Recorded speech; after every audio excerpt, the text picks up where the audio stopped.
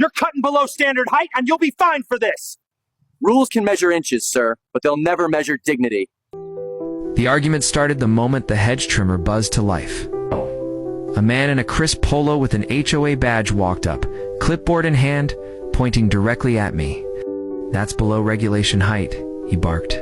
"Stop right now or you'll—" Face fines. My grip tightened on the trimmer, the sound fading in my ears as I processed his words. Behind me, Mrs. Taylor, a 17-9-year-old widow, sat on her porch, wringing her hands nervously.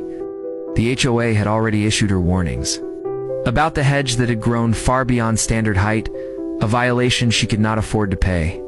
"I just want to see the street again," she whispered to me earlier, her voice heavy with years of loneliness. She couldn't climb ladders or lift tools anymore, and the letter had left her in tears. I told her I'd handle it, no charge. But now, here was the HOA officer, threatening punishment for doing exactly what they demanded. "You're supposed to cut to 48 inches exactly. No more, no less," he said, snapping a photo with his phone. "This is a regulated community." Mrs. Taylor's voice cracked from the porch. "Please, he's helping me. Don't make this harder." Neighbors began to gather, some shaking their heads, some whispering about how the HOA had gone too.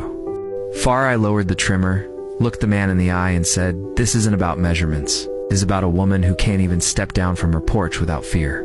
I'll clean every branch and measure every inch if I have to, but don't treat her dignity like it's less than a number."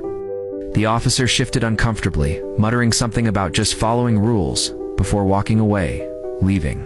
Behind tension in the air, I finished the job, trimming until the hedge stood neat.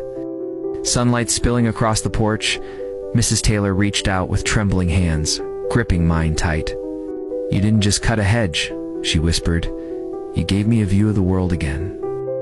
That evening I drove home sore, but certain that compassion mattered more than regulations. What do you think? Should rules ever outweigh the simple act of helping a neighbor? Watch your thoughts below.